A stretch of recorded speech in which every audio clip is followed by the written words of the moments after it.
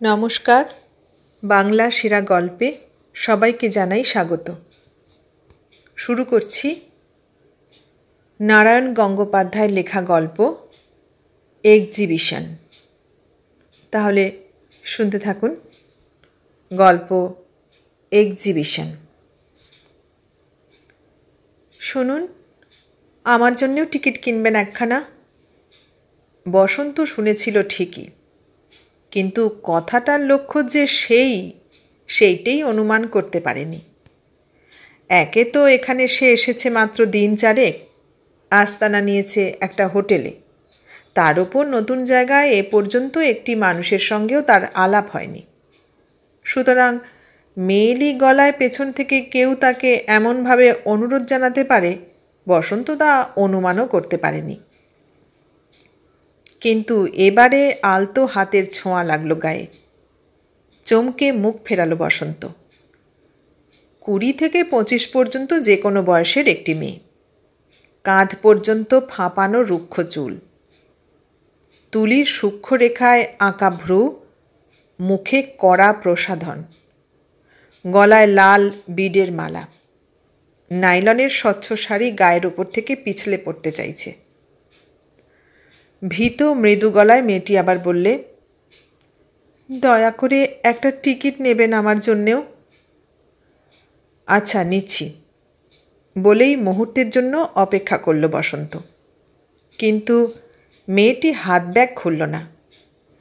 একটু বিভ্রান্ত হলো বসন্ত, লজ্জিত। মাত্র 4 আনা পয়সার জন্যে ছি। দুখানায় টিকিট কিনে কাউন্টার থেকে সরে এসে সে মেয়েটির দিকে বাড়িয়ে দিলে একখানা। তবুও ব্যাগ খুলল না মেয়েটি, টিকিটও নিলে না। বললে, চলুন না, একসঙ্গেই ভেতরে যাই। বসন্ত ভালো করে তাকিয়ে দেখল এবার। জিজ্ঞাসা মিটে গেছে। মেয়েটি যেন হাঁপাচ্ছে অল্প অল্প, শঙ্কিতভাবে তাকাচ্ছে এদিক ওদিক। ক্ষীণ হাসির রেখা ফুটল বসন্তের ঠোঁটের কোণায়। চলুন না ভেতরে, কি হবে বাইরে দাঁড়িয়ে থেকে? আবার আলগা ছোঁয়া লাগলো বসন্তের বাহুতে। ঠিক এইটেই যেন আশা করেছিল বসন্ত। একটা সিগারেট ধরাতে যাচ্ছিল, নামিয়ে ফেলল ঠোঁট থেকে। তারপর বললে, আচ্ছা চলুন। গেট পেরুতেই ইলেকট্রিকে আর নিয়ন টিউবে ঝলমলে সোডা ফাউন্টেন, তারপরেই গোটা কয়েক গাছের ছায়ায় দ্বীপ, চারদিকের অসংখ্য স্টল, অস্বাভাবিক আলো আর অগণ্য মানুষের ভিড়ের মাঝখানে এক টুকরো প্রায়ান্ধকার। ইচ্ছে করেই হয়তো কর্তৃপক্ষ আলো দেয়নি এখানে। লোকে 2-1 মিনিটের জন্যে জ্বালাধরা চক্ষে জুড়িয়ে নেবে। চুরুট, প্রসাধন, ভাজা মাংস আর নতুন বার্নিশের গন্ধে জর্জরিত স্নায়ুগুলোকে তৃপ্ত করে নেবে ঠান্ডা মাটি আর কচি পাতার সুঘ্রাণে। এই পর্যন্ত এসে বসন্ত মেয়েটির মুখোমুখি দাঁড়িয়ে পড়ল। মেয়েটিও দাঁড়ালো। 10-12 জন লোকের একটা মস্ত বড় দল পাশ দিয়ে চলে যাওয়ার পর আবছা আলোয় আশ্চর্য শীর্ণ আর সংকুচিত মেয়েটিকে সে পরিষ্কার গলায় জিজ্ঞাসা করলে, পুলিশে তাড়া করেছিল? জবাব এলো না। আরও আড়ষ্ট হয়ে দাঁড়িয়ে রইল মেয়েটি।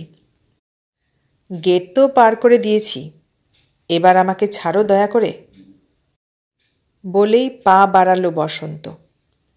শুনুন। আবার ঠোঁট থেকে সিগারেটটা নামিয়ে ফেলে অসীম বিরক্তিতে বসন্ত ঘুরে দাঁড়ালো। কি হয়েছে, জ্বালাচ্ছ কেন ফের? গলার স্বরে একরাশ ঘৃণা মিশিয়ে বললে, তুমি ভুল লোককে ধরেছ, আমি তোমার শিকার নই। 1 মিনিট দাঁড়াতেও পারেন না? গলার আওয়াজটা এবার তীক্ষ্ণ এবং স্পষ্ট। বসন্ত ভুরু কোঁচকাল। ও, বুঝেছি। ব্যাগ খুলে 5 টাকার নোট বের করল একটা, বাড়িয়ে দিয়ে বলল, এই নাও, এবার মুক্তি দাও আমাকে। আমি ভিখিরি? মেয়েটার তুলি আঁকা ভ্রু বসন্তের চাইতেও সংকুচিত হলো। কালি পড়া চোখ দুটো ঝকঝক করে উঠল একবার। তারপর বললে, অনেক উপকার করেছেন আমার, আর দরকার নেই, ধন্যবাদ। একটা কুৎসিত গাল দেবার প্রলোভন অনেক কষ্টে সম্বরণ করল বসন্ত। মেয়েটার দিকে একবারও আর না তাকিয়ে সোজা হেঁটে চলল স্টলগুলোর দিকে। আপদের শান্তি হলো। কোথায় যাওয়া যায়? যাওয়ার জায়গা অনেক। প্রথমেই সোডা ফাউন্টেনে ঢুকে একটা কোল্ড ড্রিঙ্কে ভিজে নেওয়া যায় গলাটা। কিছুক্ষণ বসে বসে ভাবা যায় কিছু কিনবে কি না, কিংবা কিনবার মতো কিছু আছে কি না। আর কিছু না হোক, ফেনিল পানীয়ের ভেতর স্ট্রটা দিয়ে 5-10 মিনিট খেলাও করা যেতে পারে বসে বসে। তাই করল। ভিড়, দারুণ ভিড়। ভ্যানিলা, কোকাকলা, প্রসাধন, হেয়ার ক্রিম, সিগারের গন্ধ।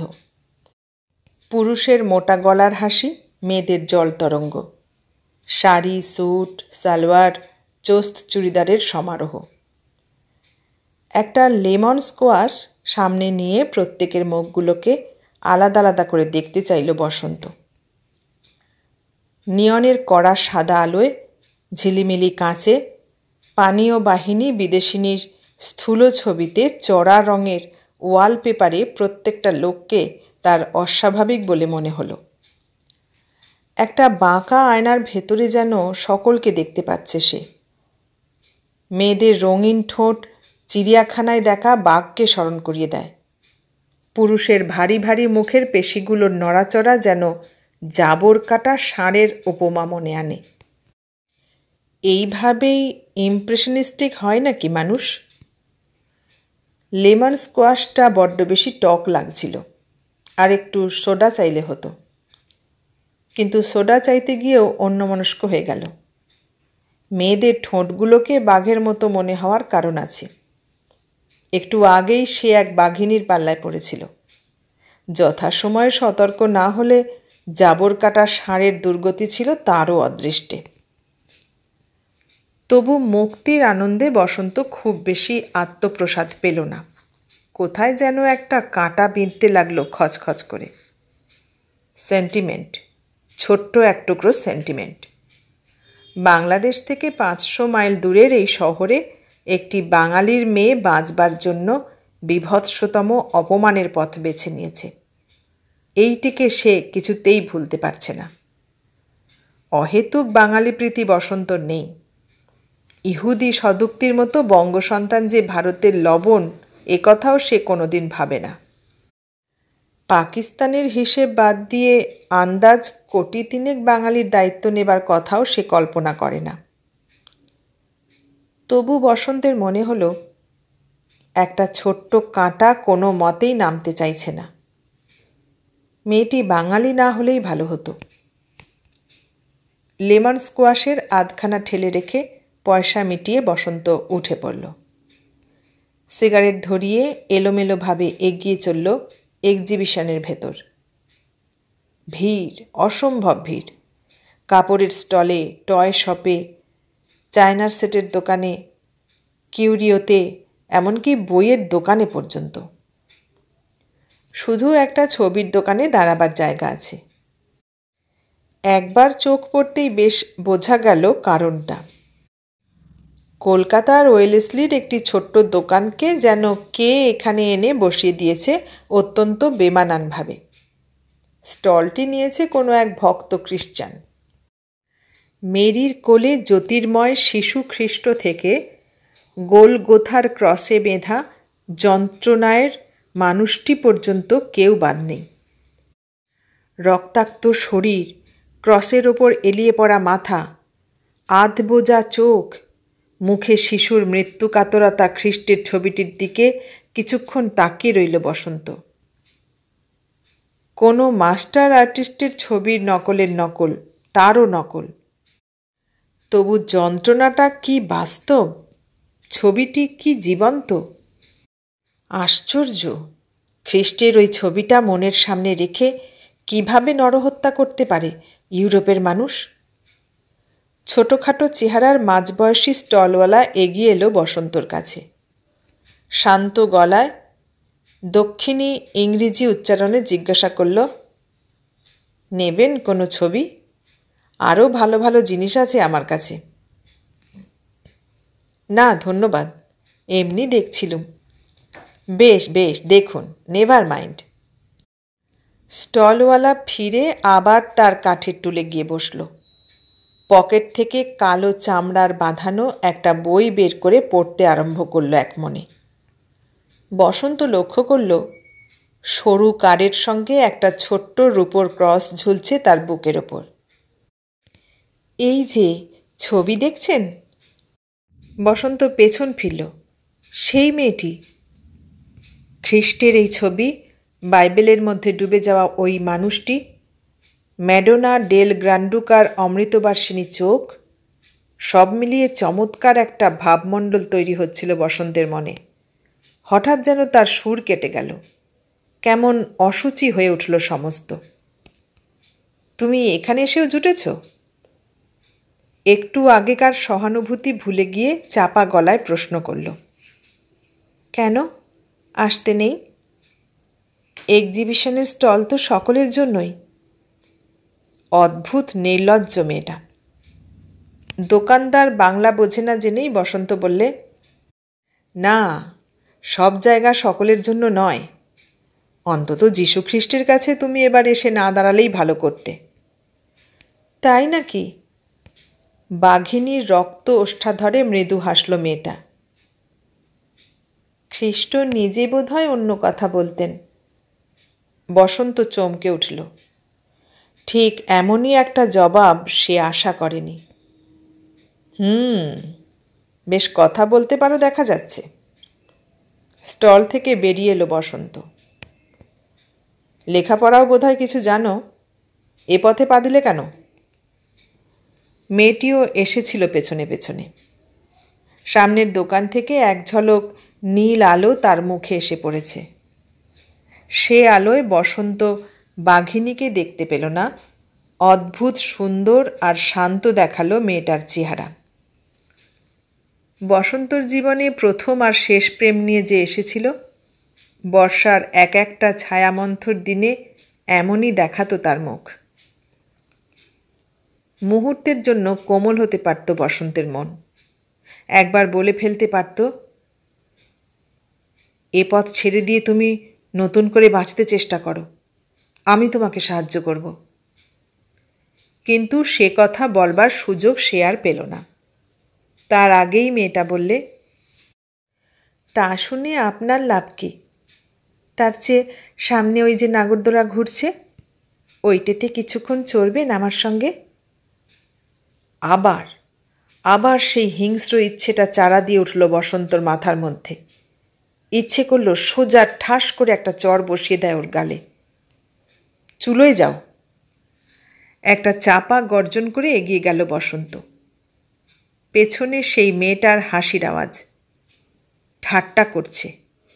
সেই 5 টাকা দিতে চাওয়ার প্রতিশোধ দিচ্ছে আমাকে এইভাবে।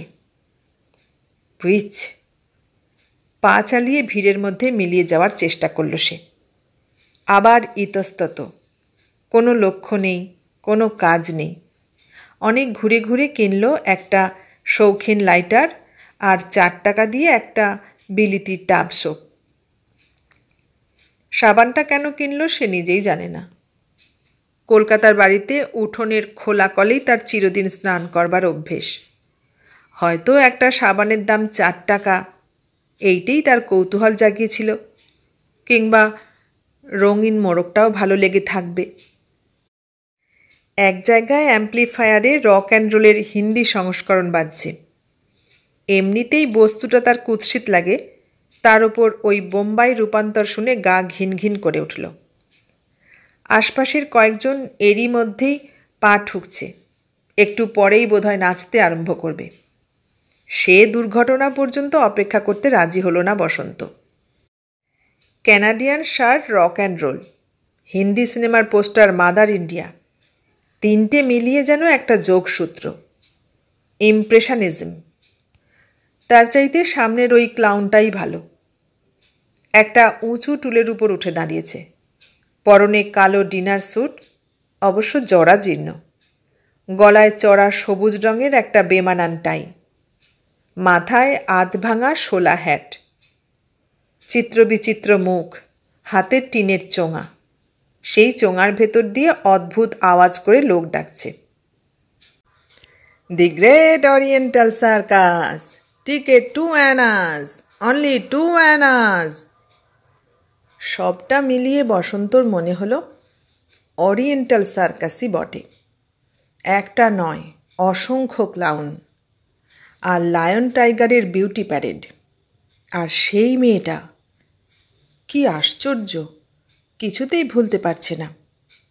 নিজের ওপরেই তার বিরক্তি বোধ হলো। সেই বাঙালি সেন্টিমেন্ট, কিন্তু কোনো মানে হয়? আরও বিশেষ করে ওই মেয়েটার সম্পর্কে।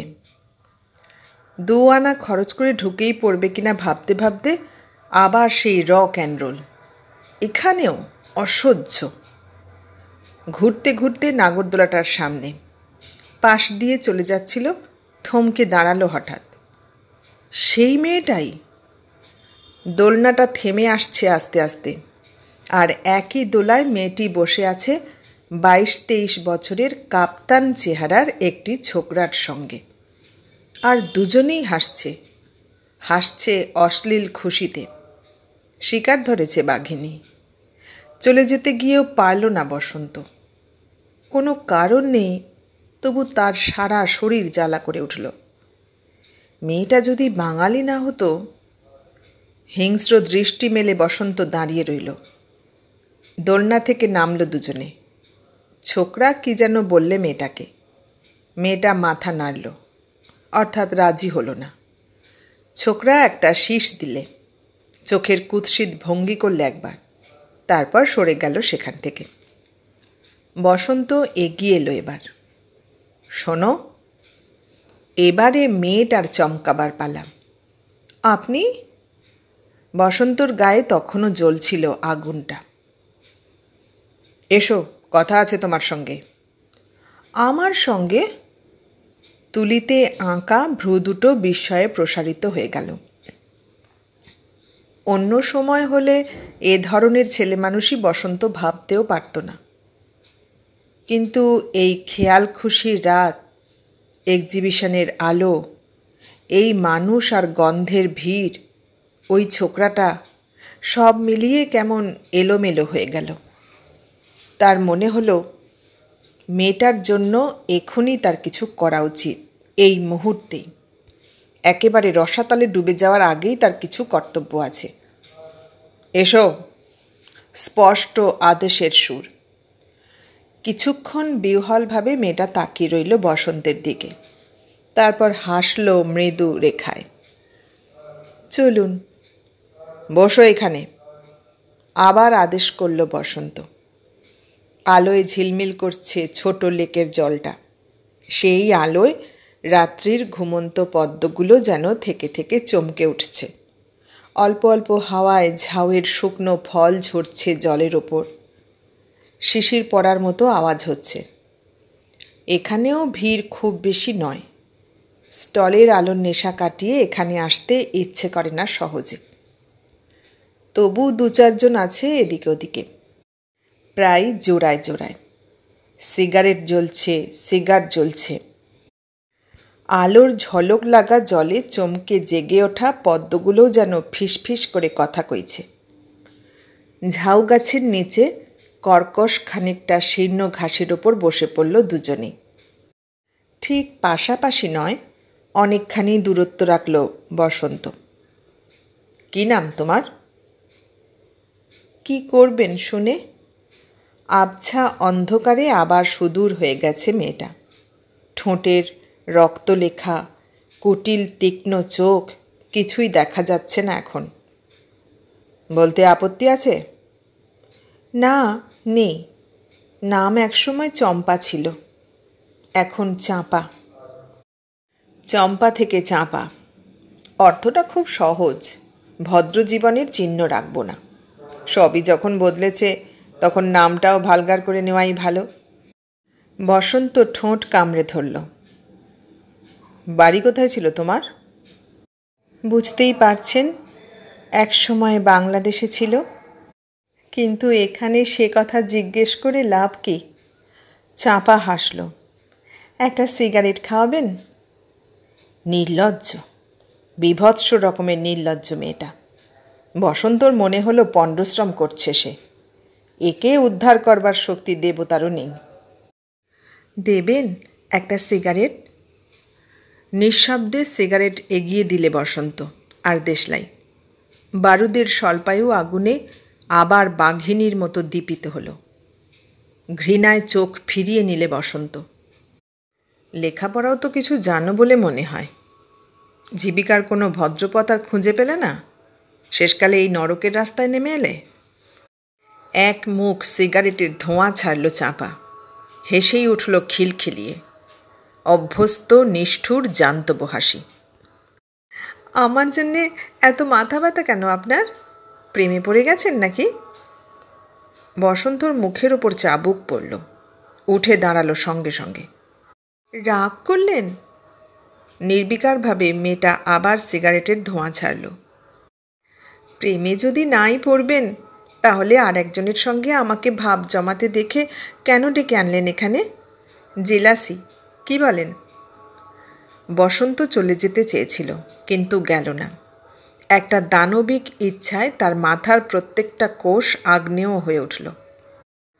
মেয়েটার গলা টিপে ধরে শেষ করে দিলে কেমন হয়? সাপের মতো তীব্র একটা চাপা গর্জন করে বসন্ত বললে, তোমাকে পুলিশে দেব। আশ্চর্য দুঃসাহস মেয়েটার। বসন্তর হাত ধরে টানল। শিউরে উঠে হাত ছাড়িয়ে নিতে চাইল বসন্ত, পারল না। কৌতুক মেশানো গলায় চাপা বললে, পারবেন না, পারলে অনেক আগেই পুলিশে দিতেন। কেন রাগ করছেন ছেলে মানুষের মতো? বসুন একটুখানি। কেন জানে না বসন্ত আবার বসে পড়ল। হয়তো চাপার স্পর্ধার শেষ পর্যন্ত দেখে নিতে চায়, হয়তো সেই সুযোগের অপেক্ষায় আছে যখন ওর গলা টিপে খুন করে এই লেকের জলের মধ্যে ফেলে দেবে। উত্তেজনায় সে ঘন ঘন শ্বাস ফেলতে লাগল, আর চাপা সিগারেট টেনে চলল নিঃশব্দে। শিশির ঝরার মতো টুপটুপ করে ঝরছে শুকনো ঝাউয়ের ফল। লেকের কালো জলে আলোর ঝিলিমিলি। ঘুমন্ত পদ্মবন জেগে উঠে ওর সঙ্গে ফিসফিসে গলায় কথা কইছে। অনেক দূর থেকে অ্যাম্পলিফায়ারে ভেসে আসছে রক অ্যান্ড রোলের সুর। লেক পেরিয়ে বসন্তর দৃষ্টি চলে গেল দূরের দিকে। দুদিকে বাহু মেলে দিয়ে মাথা তুলে দাঁড়িয়ে আছে সমুন্নত একটা কালো পাহাড়। যেন আকাশ জোড়া একটা বিশাল ক্রসে এলিয়ে আছে মরণাহত খ্রিস্টের মূর্তি। কালপুরুষ নেমে এসেছে তার উপর, যেন কণ্টক মুকুটের রক্তাক্ত বৃত্তরেখা। বসন্ত স্তব্ধ হয়ে বসে রইল। চাবাই কথা বলল আবার। তারও দৃষ্টি বোধহয় রাত্রির আকাশে গিয়ে পৌঁছেছিল। এক্সিবিশনের এই আলোর সীমা ছাড়িয়ে কেনা বেচা, লোভ লালসা, লঘুতার এই সিগারেট ধুলো প্রসাধনের পরিবেশ পার হয়ে সেও ওই দূরের পাহাড়টার একটা গভীর বিশাল অর্থ খুঁজে পেয়েছিল।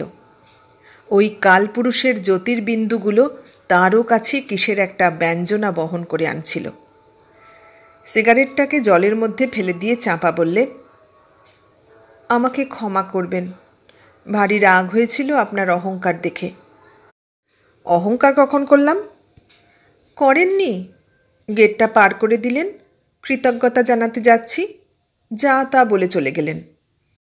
আবার ভিক্ষে দিতে চাইলেন তার ওপর। রাগ হয় না?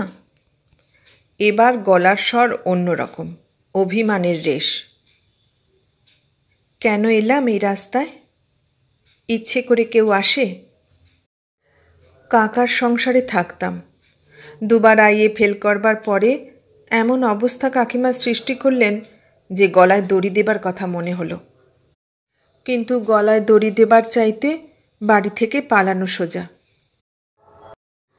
রূপ ছিল শুনেছি, ভাবলাম বম্বে গিয়ে ফিল্মে নামব। নাগপুরেই দুটো সঙ্গী জুটল, তারা নাকি বম্বের ফিল্মেরই লোক। তারপর চাঁপা একবার থামল। তারপর পুরো 1.5 বছর কাটিয়েছি তাদের হাতে। ফিল্মি বটে, প্রতি রাত্রে মাতাল পশুদের সঙ্গে নায়িকার ভূমিকায় অভিনয় করেছি। আর প্রায় 2 মাস ধরে তারা চাবুক মেরে আমাকে অভিনয়ের মহলা শিখিয়েছে। দুর্গের মতো প্রকাণ্ড বাড়ি, চারদিকে পাহারা, 3-4টে কুকুর। 1.5 বছর পরে যখন পালাবার সুযোগ এলো, তখন দেখলাম নায়িকার পাঠেই আমি অভ্যস্ত হয়ে গেছি। আর কিছুই আমার করবার নেই। বসন্ত আবার তাকালো আকাশের দিকে।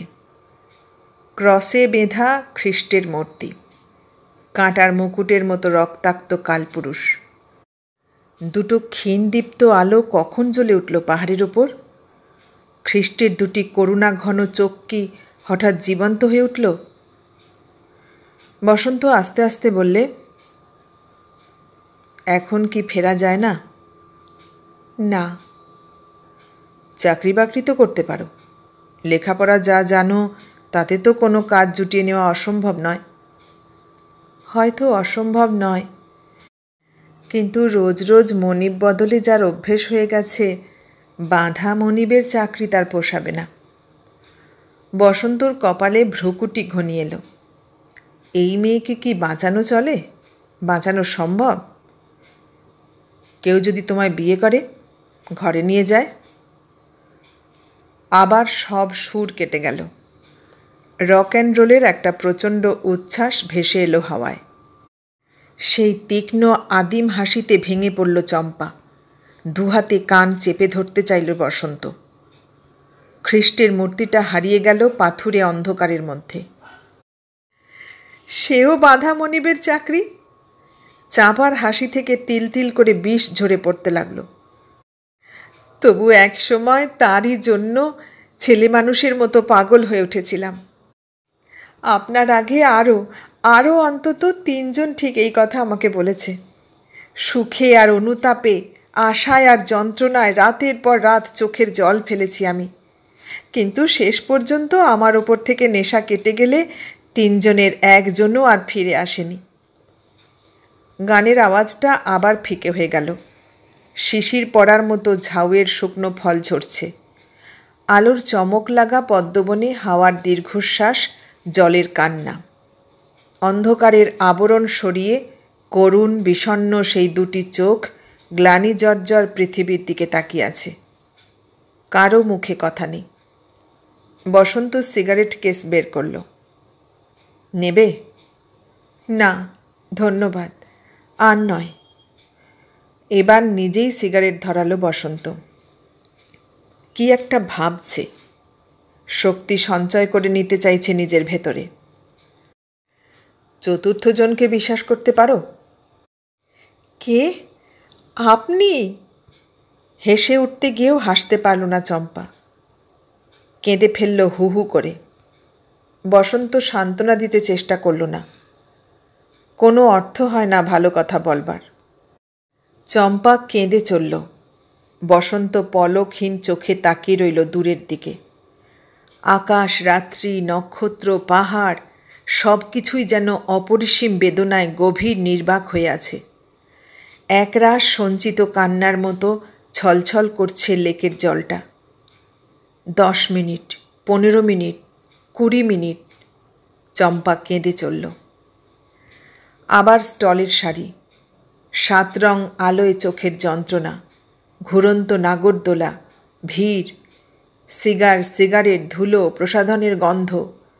দি great oriental circus, 2 Anas, only 2 Anas, lion, tiger, beauty parade. কোথায় নিয়ে যাবেন আমাকে? চম্পার স্বর এখনও কান্নায় ভেজা। আপনার বাড়িতে? বাড়ি এখানে কোথায়? বসন্ত হাসল। আমি ট্যুরিস্ট, 7 দিনের জন্যে বেড়াতে এসেছি। তোমাকে আমার হোটেলে নিয়ে যাব। তারপর কাল কলকাতায় নিয়ে যাব।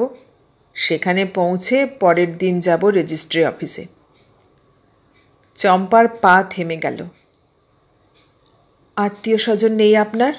সমাজ? মুহূর্তের জন্য অন্ধকার হলো বসন্তের মুখ। বাবা মা ভাই বোন বন্ধু বান্ধব, কিন্তু আর ভাবা চলে না। দাম হয়তো কিছু দিতেই হবে, তবু ভয় করবে না বসন্ত। অন্ধকার আকাশ জুড়ে দাঁড়িয়ে থাকা বেদনায় জর্জর করুণায় বিষণ্ণ একটা বিশাল মূর্তি তাকে আশ্বাস দিয়েছে।